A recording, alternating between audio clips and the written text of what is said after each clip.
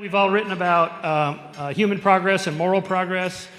So we'll just kick it off with the typical lines I hear, so we'll just update it for the current headlines. How could you say things are getting better with Russia and Ukraine, Hamas and Israel, deaths of despair, the COVID crisis, the rise of autocracies and the far right, and dictatorships, and North Korea and China, and in our own country, the polarization of our political system. The majority of Americans have told pollsters they don't want either candidate in the November election. And the candidates and the parties just tell us, well, too bad. So shouldn't our next book be co-authored and called Apocalypse 2025? I'll let either one of you go ahead. Well, I'll start off with a point of view from a cognitive psychologist by quoting Franklin Pierce Adams: "The best explanation for the good old days is a bad memory." So, yeah, there's a lot of terrible things, and at any given time, if you list all of the worst things happening on the planet, it's going to be quite daunting, if not terrifying. The only way to answer the question, has there been progress, is not to look at what's happening now and to point out that there's a lot of trouble, but is today's trouble worse than yesterday's trouble? And there always has been trouble. And the way to do that, again, speaking as a psychologist, is that since our impression of risk and probability and danger is fed by available images and anecdotes, what Daniel Kahneman and Amos Tversky call the availability bias. The only way to answer the question is to count. That is, to tally up not just the terrible things that are happening, and there's no shortage of them, but how many opportunities are there for bad things to happen where they don't happen. That is, you count things as a proportion of the opportunities. That's the definition of probability. In the case of war, you'd want to look at the number of battle deaths per capita over time, not just is the number of wars greater than zero, which it is. And when you do, you see that it is certainly not the case that everything always gets better. It would be a miracle, not any definite reasonable conception of progress. But you see that even putting aside the massive spikes of bloodletting of World War I and World War II, since then the world has been on a kind of sickening roller coaster, but with a downward trajectory. And there was a disconcerting uptick in 2021 partly because of the invasion of Ukraine, but mostly because of a war that no one has heard of, the war in Ethiopia between the government and the Tigray rebels, which killed far more people. What drives a lot of data on war deaths is wars that no one has heard of that can kill in the tens or hundreds of thousands. That's just one example. Likewise, all of the various things that we treasure, like affluence and longevity, the various things that we deplore, like deaths from diseases, child mortality, by plotting them in graphs, you get a very different picture in the world than if you simply have a non-random sample of the worst things happening on Earth at a given time. I think it was Woody Allen who said, mankind stands at a crossroads. One path leads to despair and utter humiliation, and the other to total extinction. But we have to choose between these two routes. Let us choose wisely. Let us choose wisely, yes. And that, of course, is how pretty well everybody talks about the future all the time. And, Hollywood has never made an optimistic movie about the future that I can think of. It's made tons of apocalyptic ones. So, obviously we're getting something wrong there because, as Steve says, although you can list a lot of bad things happening in the world, including Ukraine, including autocracy, including social media, whatever you want, you can also list a lot of good things. And I would say if you were an ordinary African in Nigeria, say, then the last 10, 15 years have been the best years you've ever experienced by a mile. you've seen malaria mortality start to fall for the first time in around 2003, 2004. And now to be plummeting rapidly. You've seen HIV mortality peak and start to fall rapidly. You've seen warfare and violence retreat in your continent. You've seen living standards start to shoot up at the rate they shot up in Asia a generation ago. There's a long way to go. There's a massive amount of poverty and illiteracy and other problems in Africa. But, for the poorest people on the planet, things are heading in a spectacularly right direction. And it is worth remembering that all these trends for the last 50, 60 years have been making poor people rich faster than making rich people rich, people in poor countries in particular. So, in that sense, it's wonderful. But there's a bit of it that really frustrates me, and that is that we know it could be going so much faster, it could be going so much better.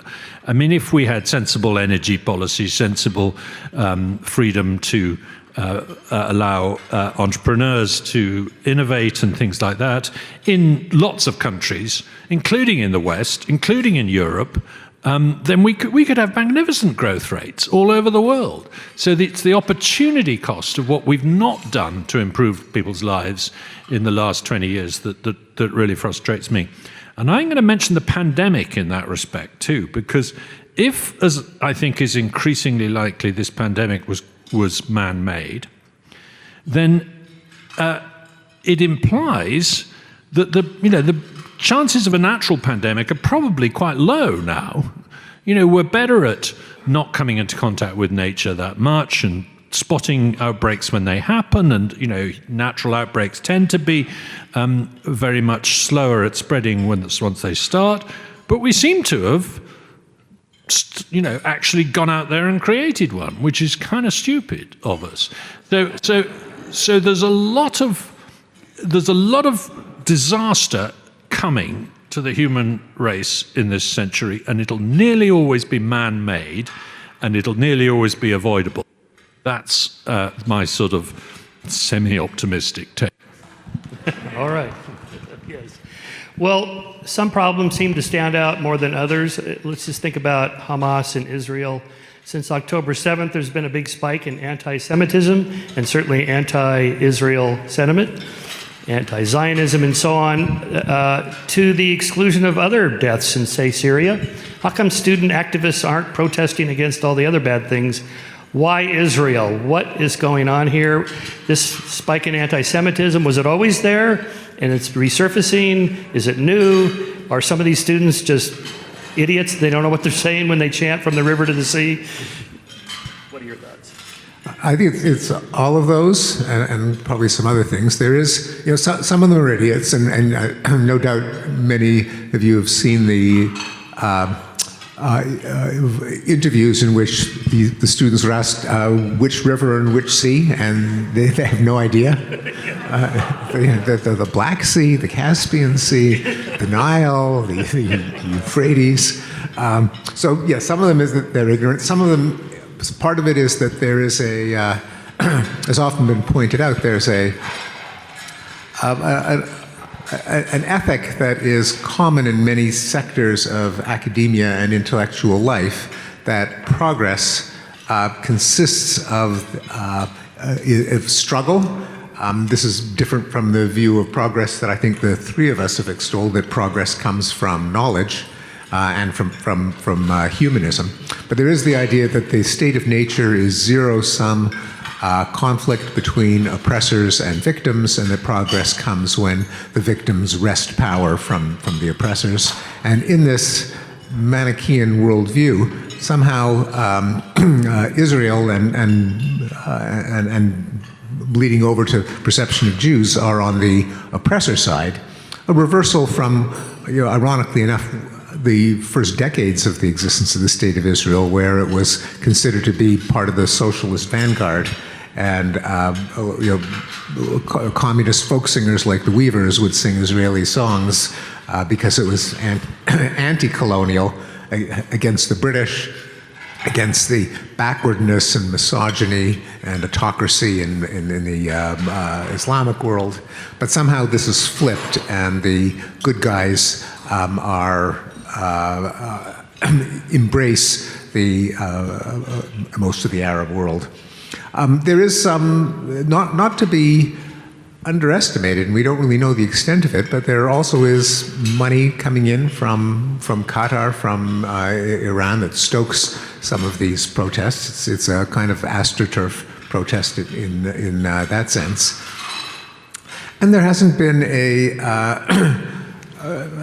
getting back to the theme that the three of us have emphasized, there is insufficient awareness of what has been contributed by the Western Enlightenment. Notions like democracy and equality of women and gay rights and freedom of speech, that is so taken for granted that it doesn't occur to many generations of students to ask, where did those ideas come from? How natural are they? How grateful should we be for them?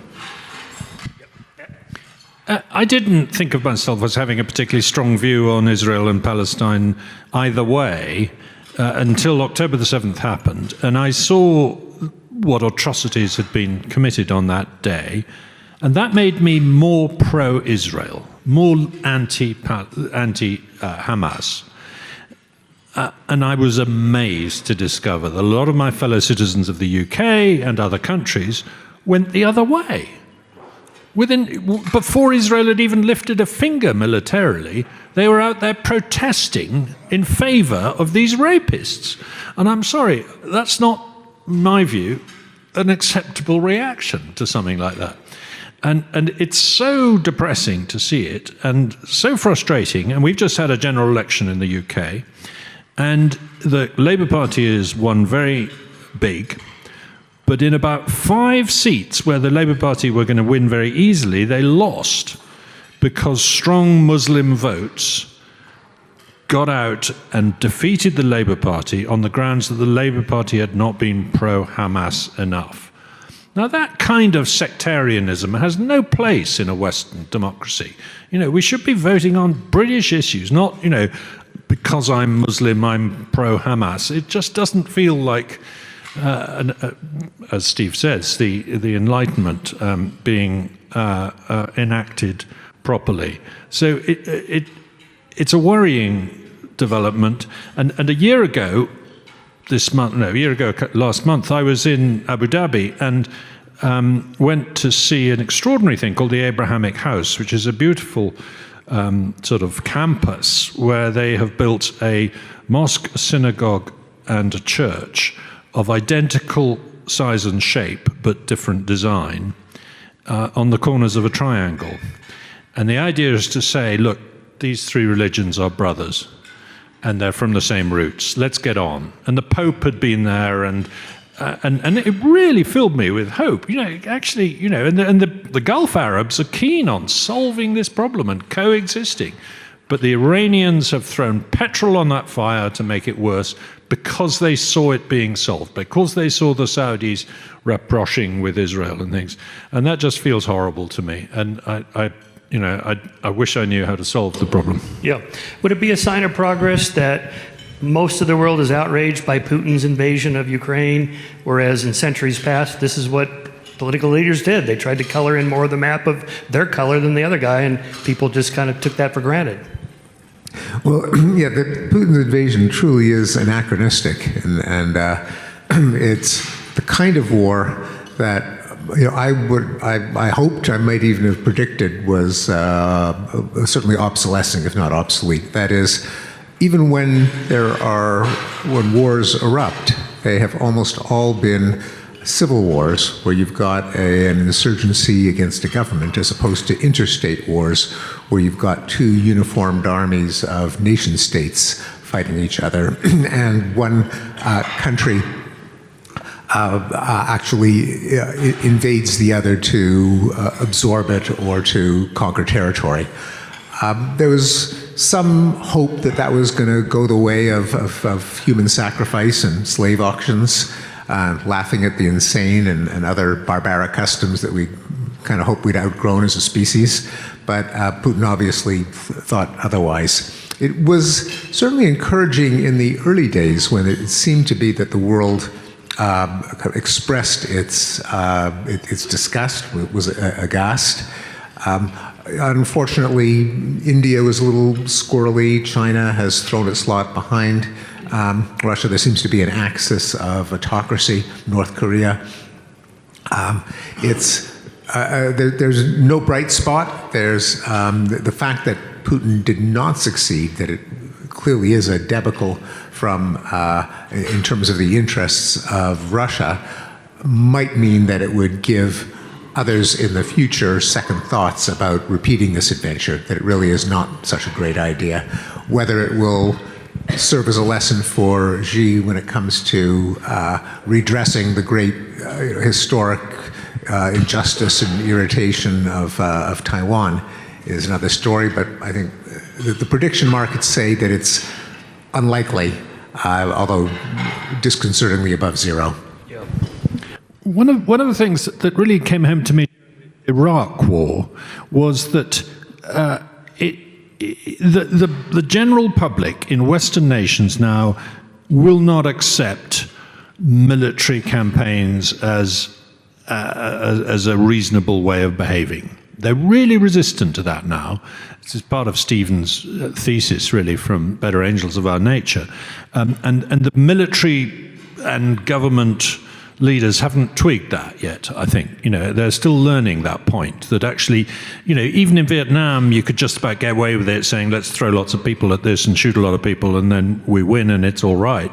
But that's, and again, what a lot of people object to about what Israel is doing is because they are killing lots of people, including civilians. And whereas in World War II, that was just a price you paid, now it's a really unacceptable price. And that has to be a good thing, in the sense that we are less willing to accept violence as a solution to the problem, let alone microphones. But, of course, if we take that view in the West, and Putin and Xi and the Indians don't take that view, then we're in a more vulnerable position. Yeah. Still on the political subject, let's talk about DEI, diversity, equity, and inclusion, wokeism, progressivism, far leftism, whatever you want to call it.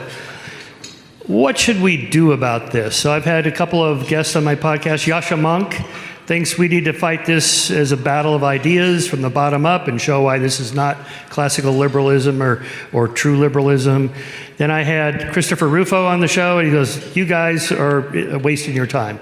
We have to do this from the top down, through government, passing legislation, banning DEI programs, and they've been successful doing this, say, in Texas and Florida. What are your thoughts on how to, kind of confront those extreme ideas? Yeah, well, I've said that diversity, equity, and inclusion is kind of like the Holy Roman Empire, as Voltaire had it, neither holy nor Roman nor an empire. And diversity, equity, inclusion tries to impose a kind of a monoculture of thought, privileges some groups above others, and excludes anyone who disagrees. So it is something of what's a real scourge is not so much that you've got someone wanting everyone to get along, but just that the amount of power that these bureaucracies have arrogated by stealth is quite astonishing. So I'll just give an example with which I'm familiar at Harvard, where I co-founded the Council on Academic Freedom. And one of our first tasks was to see whether Harvard required diversity statements of applicants, which are the statements which, the way I've put it, they're designed to filter out anyone who isn't a woke ideologue or a skilled liar. The way that a number of graduate students and postdocs deal with them now is they have ChatGPT write them, because they can't do them in good conscience, and they know that if they say the wrong thing, then they won't get a foot in the door in academia.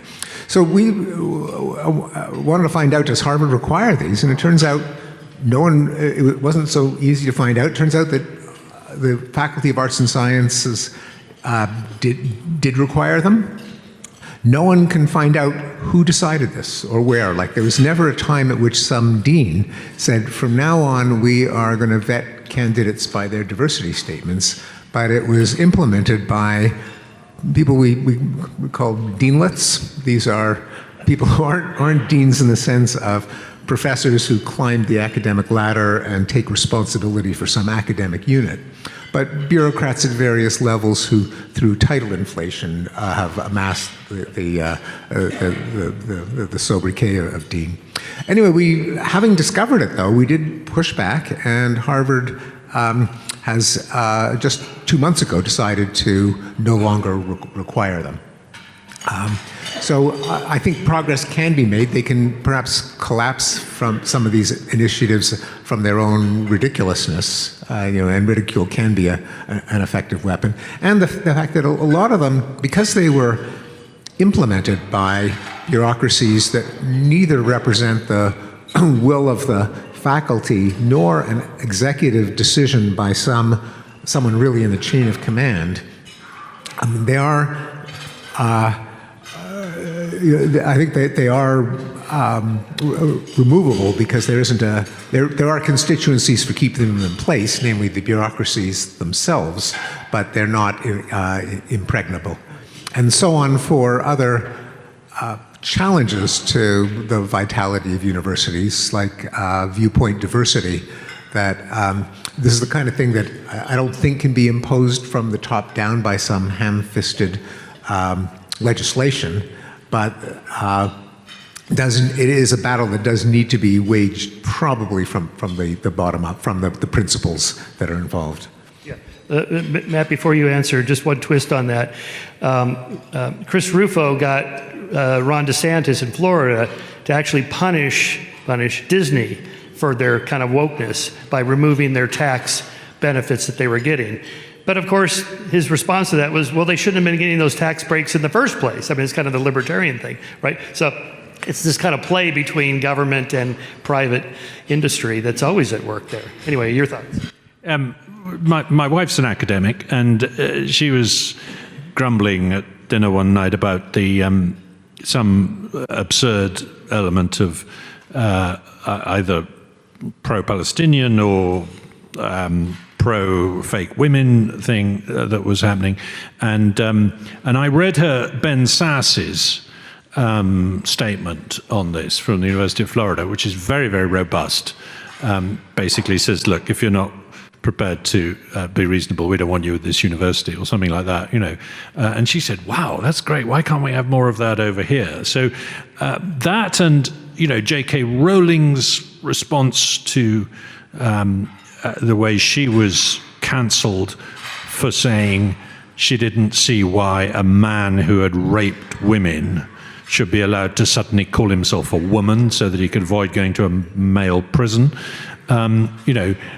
which is a quite reasonable thing to say in my book. And so for that, she was cancelled and called transphobic by the very movie stars whose reputations had been made by acting in the films of her books. This was outrageous. And so the fight back of people like Ben Sass or Steve or J.K. Rowling or others is starting. I think it will make a huge difference in the long run. I have a naive confidence, perhaps, in the next generation. I think the youngest people, the people just going to college now, are not buying it on the same level as the previous generation.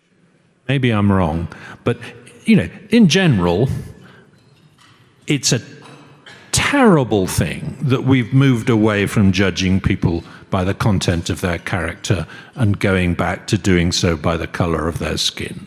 Honestly, why is that a good thing? Of course it's a bad thing. Yeah.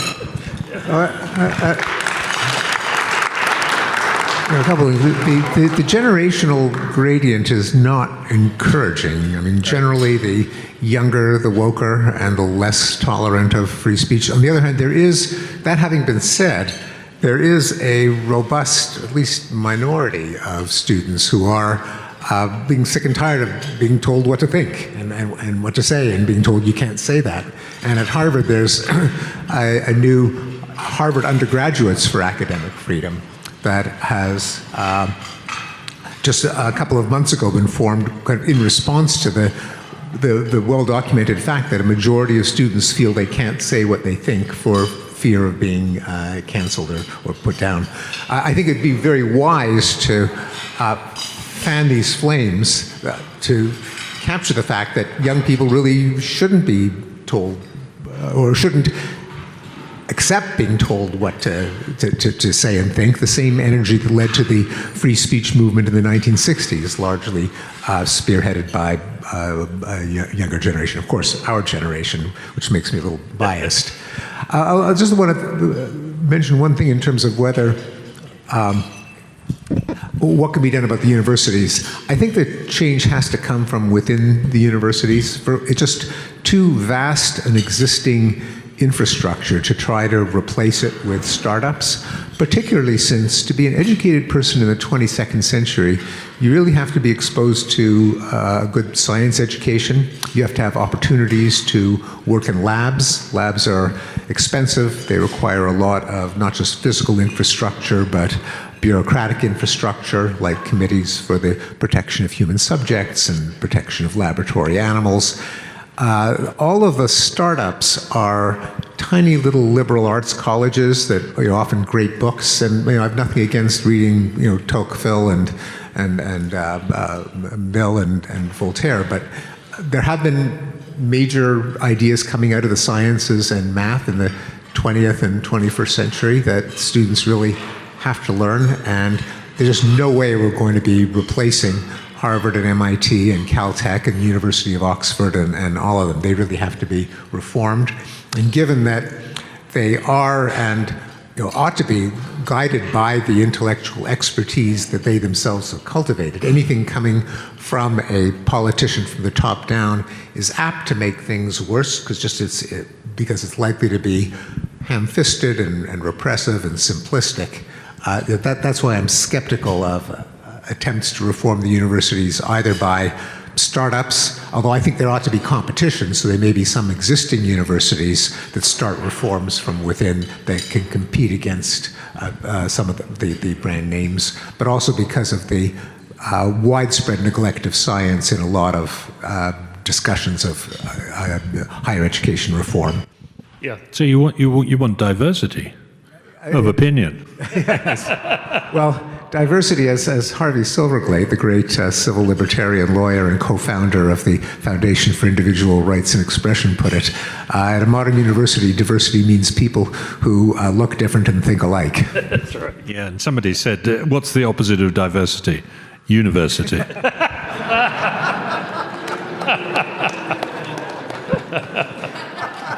That is really good. Yeah. All right, let's talk about the pandemic, COVID-19. So roughly speaking, November, December 2019, it escapes the lab or whatever. And then by January, February, it's spreading to the United States. By the fall of 2020, according to Jay Bhattacharya, who I just had on the show, they definitely knew enough to know we didn't need to close the schools and restaurants, the economy, and so on and so forth. At this point, it gets a little murky. To what extent do public health officials like Fauci and Francis Collins truly don't know, and they're not sure, and they're employing the precautionary principle, just in case, let's keep the schools closed into 2021 and so on, and we give them the benefit of the doubt, they don't know? On the more conspiratorial side is they knew and they wanted us to wear the mask to get us used to giving up our freedoms, and it was part of a deeper kind of conspiracy. What are your thoughts? Well, I don't go that far. I mean, I don't think that there was some sense in, oh yeah, we can get these populations trained for when George Soros blows the whistle and we all take over. It's not quite like that. Certainly in the UK, the politicians and the bureaucrats went, ooh, these policies are proving rather popular. The more we clamp down on people's freedoms, the more our poll ratings go up. Now, that didn't last for very long, but for a lot of 2020, Boris Johnson was riding high in the polls, and people quite liked the smacker firm government telling you stay in your home. They weren't enjoying it, but the discovery that really authoritarian behavior can be strangely popular was a nasty proto-fascist moment, and I worry that it's still out there. That there's a lot of people thinking, well, next time we have an excuse to this, we'll just say, sorry, we've got to close things, we've got to do that, because actually people won't blame us. They'll thank us. Now, in the end, they did blame them. They kicked out Jacinda Ardern and Boris Johnson and lots of other politicians who'd been draconian. In Boris's case, for the hypocrisy of having a party, well, we couldn't.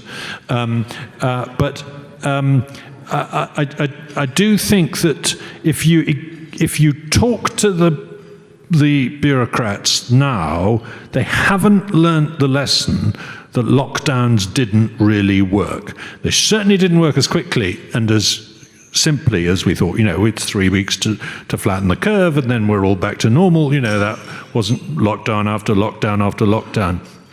And in the UK, we had the official body advising the government saying in December 21, you must lock down again now, because this Omicron variant is on the rampage and there's no evidence that it's mild. Wrong. And if you don't, you will see between 600 and 6,000 deaths per day by the middle of January. Well, for once, Boris called their bluff and refused to lock down, and the death rate never rose above 200 a day. It was below the bottom of the range of their modelled forecast. Now, for me, that's a really important lesson in the futility of these modelings. Models are not reliable ways of talking about the future. There is no expert on the future in complex dynamic systems like epidemics and economies. But that lesson hasn't been properly learned. And I think there is still this authoritarian instinct out there that bureaucrats love and people don't dislike enough. I think there's also an asymmetry in our intuitive appreciation of costs and benefits, that when the costs are highly concrete, vivid, imaginable, you just imagine drowning in your own mucus. Your intuitions of disgust and contagion are very easily engaged. You see the deaths, the overcrowded hospitals. So it's very easy to visualize the harms, the benefits in terms of, or the harms of the lockdowns in terms of the learning that doesn't take place in students, the decline in mental health that isn't a single headline, a single person, but a general feeling of gloom. The effects of the economy, which are no longer visible in things like bread lines, and it's another sign of progress how little economies were really affected, considering how much they could have and would have in previous decades. But the benefits are all in things that don't happen, in the shape of curves, and journalistic practice emphasizes the concrete, the visualizable, which are almost always harms, because bad things can happen suddenly and vividly. Good things, such as kids keep on their learning trajectories, mental health doesn't get worse, dogs that don't bite don't make it into the news. And I think that also contributes to people's surprising acceptance of the lockdowns. They thought they were being protected against something they could visualize. It was not so easy to visualize what would have happened in the counterfactual case. When the next one comes, can we use the comparison method to see what other countries did compared to, say, our countries, or Florida versus California, and lessons learned, this is what we should do next? Yeah, and Johan Anderberg has written a book about the Swedish exception. It's an extraordinarily good book, very beautifully researched, and it is devastating to the idea that there was only one way to go. Yes, the Swedes did a lot of voluntary social distancing and things like that, but they never closed the schools. They never had mask mandates. They were appalled when everyone, including the Brits, who they regarded as the absolute gold standard of this epidemiological response that had been agreed in advance, abandoned that and on a dime turned to lockdowns, which everybody knew was a mistake up till then. And the Swedish public health experts, Anders Tegnell in particular, they were left all on their own, with the world saying, New York Times and everyone else saying, Sweden is going to be a disaster. They're all going to die. It's going to be dreadful. It's going to be and the excess death rate in Sweden is the lowest of any country in the world over that period, with maybe one or two exceptions. Norway's not far behind. And yes, suddenly now, after the event, having said all the Swedes are going to die, everyone's saying, yes, but the Swedes, they all live in the forest on their own, so it's different, or something. You didn't say that at the time. I think that's exactly the right question, and I would like to see journalism pivot from being driven exclusively by events to have much more coverage of trends and cross-national comparisons. Instead of having an opinion writer just talk off the top of his or her head, or a gaudy event get saturation coverage, I think every event should be put in the context of, has it gotten better? Has it gotten worse? How well or badly are we doing compared to other countries? News should look a lot more like the website Our World in Data. Highly recommended to those of you who are unfamiliar with it, out of the University of Oxford, where you can look up data on any trend, any cross-national comparison you want, together usually with a very informative narrative introduction to that, whether it's homicide or happiness or suicide or GDP or CO2 emissions or excess deaths. But sometimes some journalists say, well, people, they want their stories and their pictures. They won't put up with numbers. And I said, well, you do have a sports page, and you do have a financial section, and you do have a weather section. People are perfectly happy to process numbers for those. Why isn't the news run like the sports page? It's not just that when there's a debacle, a shellacking, that you report the story. If the team wins, it's reported. The team loses, it's reported. And you read the standings every single day. I think that news should work much more like that. And a lot of our opinions, I was surprised and humbled a number of times during the pandemic, and I think we should all be prepared to have our convictions overturned when we see how well or how badly other states, other countries do. Yeah. Use it as a natural lab. In your Rationality book, you talk about counterfactual causality. Let's change one of the variables and see what the outcome is. Silence the rooster, and the sun still comes up. So it wasn't the rooster causing the sunrise, right? So, but people are familiar with this in like the blue zones around the world, where people seem to live longer. Natural experiments just to see what people do. Everybody's used to that. Like, okay, they have a Mediterranean diet and they walk a lot and they have friends. Okay, I'm going to do more of that. We are used to that, but somehow it doesn't seem to take with the pandemic. Okay, I'm going to ask, before I turn to the audience, John Goodman here already gave me his question. Not the actor, he's right there. For you guys, since... The question I have reading your books is, I know you think that our genes have a lot of effect on our behavior, and yet you also say that the Enlightenment and classical liberalism is why we're here today, and welfare prosperous. And I wonder if there is an inherent conflict that our genes formed 50,000 years ago incline us to religiosity and patriotism, belief in magic, and so forth. And those aren't values that fit in with classical liberalism or the Enlightenment. Yeah, well, our genes actually don't affect our behavior. I mean, they can't. They're molecules buried in the nucleus of cells. Our behavior is controlled by our brain. But the genes affect what kind of motives we have, what kind of emotions we feel, what's the basic computational architecture of our cognitive processes. So it's a mistake to think that the genes determine behavior directly. They can't and they don't. But they do make some things more intuitive. They do make some things more compelling. I do think, though, I don't disagree with the premise of your question, namely that a lot of the accomplishments of modern civilization are not particularly intuitive. Things like liberal democracy, like science, like markets, that are institutions that have been honed by a combination of theory and trial and error, and that require a lot of education to appreciate. Our scientific intuitions that come natively are things like essentialism, that living things have some kind of magical stuff, like dualism, every person has both a mind and a body, teleology, everything happens for a reason, which science has largely debunked.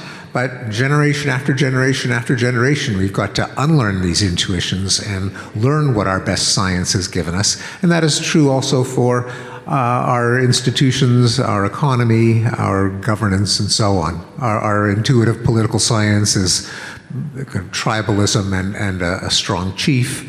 Our intuitive economics is something closer to barter. That's why education is important, and that's why the work of appreciating the Enlightenment is never done. We're always apt to backslide toward authoritarianism, and tribalism, and populism, and magical thinking. I agree with all of that, but I think there is one respect in which our intuitions, our instincts, are helping us to do the kinds of things that enable innovation and economic growth to happen. Some years ago, a scientist named Sarah Brosnan tried to teach a chimpanzee to exchange grapes for carrots. You know, if they had more grapes and you had more carrots, can we do a bit of swapping, or vice versa? And the chimpanzees don't get it. 4-year-old kids get it. Chimpanzees don't. So the implication there is something uniquely human about the intuitive instinct to exchange. And we've seen this all over the world. Wherever you come into contact with hunter-gatherer societies for the first time, in New Guinea or Tierra del Fuego or somewhere, the idea of trading with them is just straight off the bat. They're ready to do it, you're ready to do it, it's something we humans do. So, and as I say, young kids do it. Now, I think the development of that instinct, the exchange instinct, or which Adam Smith made a big deal about, and Adam Smith made the point about animals not doing it too. He said nobody ever saw a dog make fair and deliberate exchange of a bone with another dog. So I do think we're lucky in that respect, that there is one human instinct that lies behind this habit of working for each other through the habit of exchange and specialization, which is the secret of human prosperity, as it were. But you're right, Steve, it's fighting against a whole bunch of other instincts that are things like tribalist and nepotistic and violent and all those other things. Let me elaborate on that. I'm wondering if, and I completely agree that it is quite striking about our species how easily we exchange, and we have a kind of fungibility where it can be a grape for a banana. It doesn't have to be like for like. But there is something still much more, I think, concrete about our whatever native instinct we have to exchange, which is powerful, but it tends to work on a kind of equity matching basis. And what is, I think, less intuitive are the more modern essential features of an economy, particularly interest and middlemen. And that the idea that you give someone money and then you expect it back plus extra, well, you didn't cause any stuff to come into being. You didn't grow any food. You didn't make any tools. But still, you want more money back. More money. Money for what? And we know the answer now. The answer is that money, any resource, is worth different things at different times, and interest is a way of moving money in time. Likewise, the idea that a middleman should make a profit is not so intuitive. And going back to Michael's initial or second question about the rise of anti-Semitism, the economist Thomas Sowell, who I'm sure many of you are familiar with, has written in a number of places how one of the sources of anti-Semitism has been the fact that Jews historically have specialized in financial niches, including money lending and retail, both of which are unintuitive and are apt to be perceived as forms of parasitism and theft, explaining a lot of the enmity that Jews have attracted. The test of the theory being that other ethnic minorities that have also specialized in these middleman niches of retail and money lending should also be the target of ethnic prejudice. And that has been true of other minorities such as the Armenians in the Ottoman Empire, the overseas Chinese in Southeast Asia, the Indians in Africa, such as in Uganda and others. Yeah. In any of your books that are very optimistic, did you convert any pessimists? Actually, I tend to, although I devoured and loved Matt's book, the Rational Optimist, I didn't have optimism as called out as a theme in mine, but rather progress, namely that it's really a question of looking at the data and seeing what has happened rather than seeing the glass half full or versus half empty. And Matt completely agrees. It was just the title. But nonetheless, I have found, and the three of us have written books on the case for progress. Michael's book, The Moral Arc, and Matt's book, The Rational Optimist. I'll ask your reaction. I found that a lot of people have had their minds changed. A lot of my correspondence is, gee, I look at the world differently now. I didn't think about the fact that longevity has doubled, that that extreme poverty has gone from 90% of humanity to 10%. I see the world differently now. Wars have declined. I mean, I had someone come up to me yesterday here and say, you changed my life. I was pessimistic until I read your book. I now see the world differently. So it does happen, Mark, yes. The more important question there, are most people rational? Yeah. I wrote a book on that. A different book. In my experience, most people are not. I think that's not the right, it's too either or. I mean, we have elements, well, Steve wrote a whole book about this called Rationality. You want to give that a shot? So people clearly are rational when it comes to the concrete particulars of their day-to-day existence. We wouldn't have taken over the globe if people couldn't figure out how to subdue plants and animals to their advantage. And there's an awful lot of rationality in any hunter-gatherer group in terms of the tools and traps and poisons and cooperative action. Likewise, even the people who embrace wacko conspiracy theories, the kind of people that Michael's people,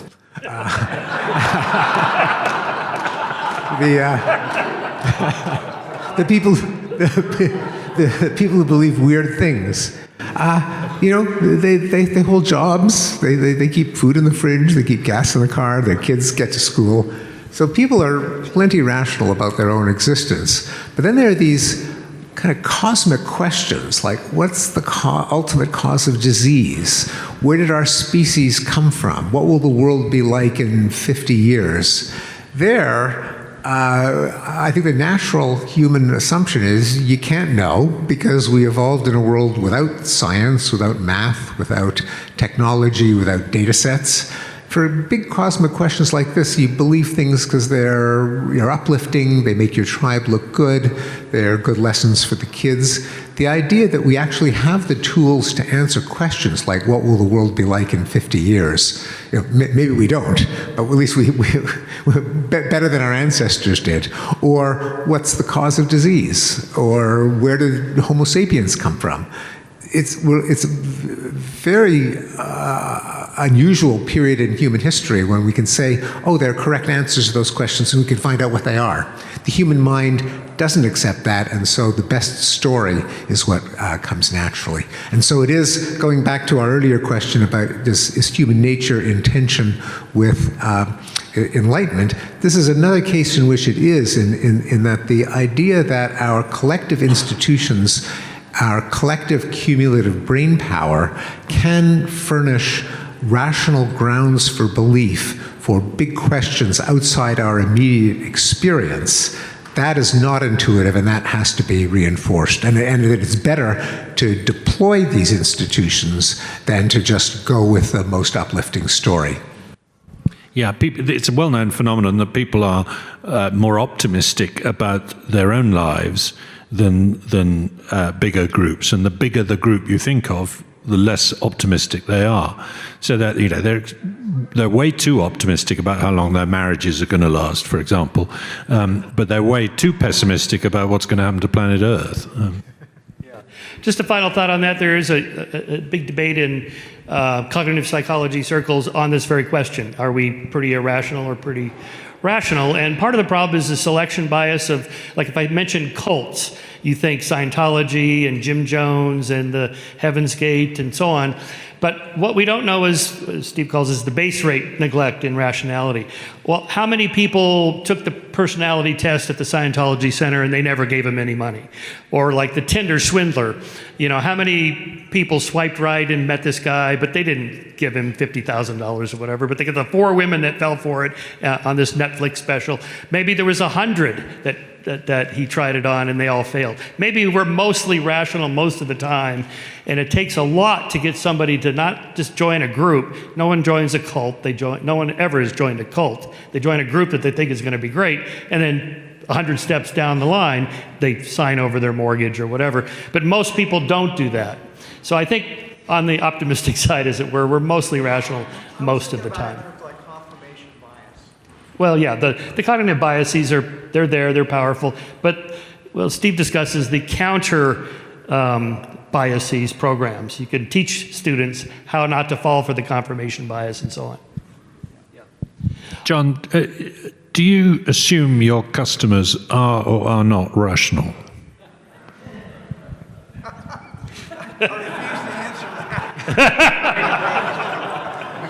They're asking John Mackey of Whole Foods if his customers are rational.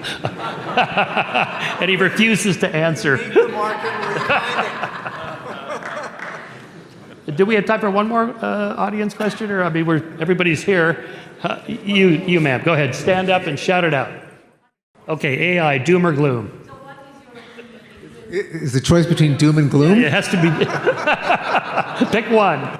Choose carefully. Let's hope we choose wisely. I'm not a doomer. I'm on record as arguing that artificial intelligence will not turn us into raw materials for paper clips. I can't really take the gloom side on this because I'm an optimist on AI as on everything else. But I'll note that it's now 50 years since Hal locked that astronaut out of the spaceship, and it still hasn't actually happened. So the risks of artificial general intelligence clearly are grossly exaggerated. But I think, on the other hand, the driverless car revolution is clearly delayed and will be delayed a lot. I think, I personally don't think we're ever going to see mass driverlessness of cars. I think there's a whole lot of other things that we're not going to see. So one mustn't overclaim, but as an augmentation to human activity, I think AI has huge promise. And every time I use sat-nav in my car, I'm using an AI, aren't I, to help me, not to replace me. Okay. Well, should I wrap it up? All right. Thank you, everybody. Thank our guests. Thanks for coming. Thank you, Mark.